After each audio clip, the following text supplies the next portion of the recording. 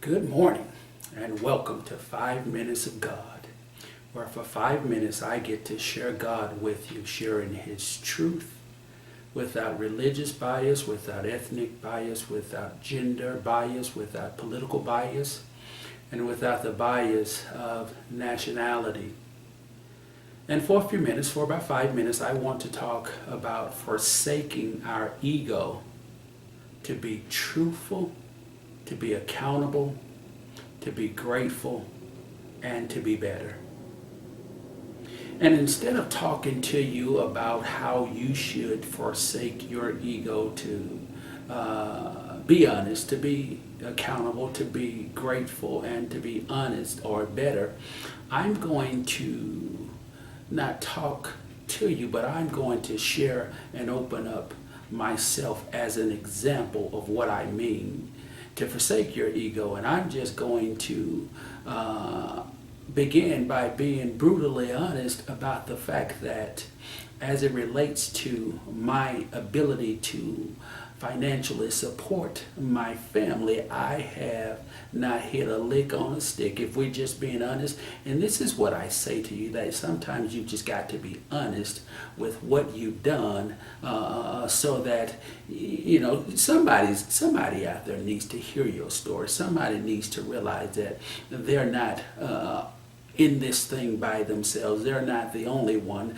that have made decisions that have come back to cause turmoil, to cause chaos, to cause confusion in their lives. And if I forsake my ego, then I must be honest and tell you that as it has related to financially supporting those that I love, I have not hit a lick. In fact, if the truth be told, I can honestly admit that I haven't always given 120% at getting out and pursuing the financial resources needed to sustain and support those that I love. I mean, in fact, if the truth be told, and I know that I'm probably not supposed to say this because I am the man of God, I am the preacher. If the truth be told, if I'm going to forsake my ego to stand naked before you and to stand naked before God, then I've got to be honest in telling you that I have not always given 120% as it relates to teaching the masses God's word. See, this is what I mean about sometimes you've just got to get real with yourself and forsake your ego and be honest with who you are. You have to be accountable for what you've done, what you've said, as it relates to where you are in life. And again, I could blame, I'm certain that I could find blame for my inability to do the things that I failed to do. Certainly I could blame this and I could blame that.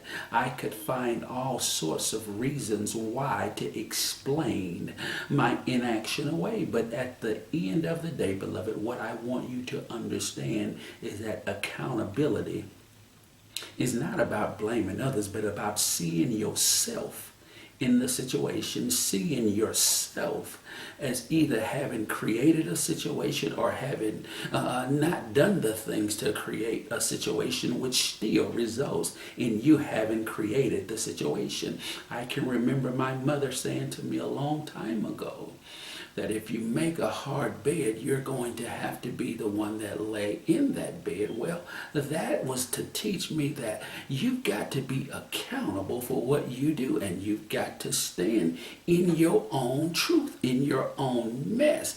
But not only do you have to, if you're going to forsake your ego, to be honest and to be accountable, you've got to also be grateful.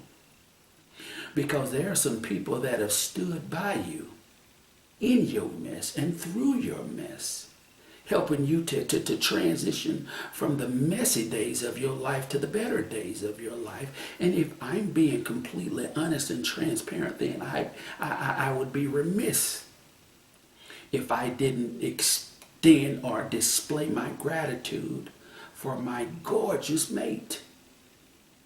because she stood and she supported the family when I didn't support the family.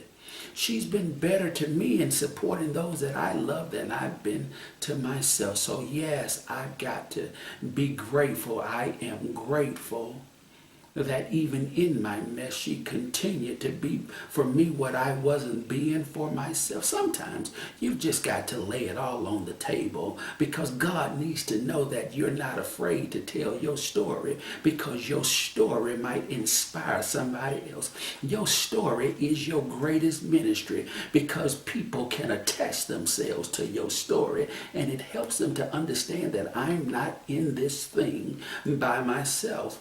My mess ups aren't big enough to hinder God from helping me to come up. See, I said this to you the other day, and I say today that sometimes you got to forsake your ego and be honest, be accountable, be grateful.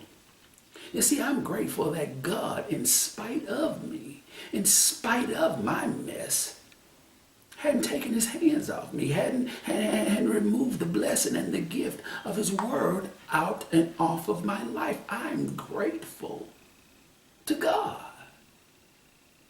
But again, and the final part of the final piece to the puzzle is that you've got to be committed to becoming better, beloved.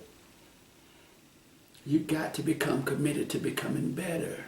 I've got to commit to becoming better, because there are many things that I can and will. See, you have to declare that thing. You have to speak it. You have to decide, and to decide means to cut off all other options. You have to decide to be better.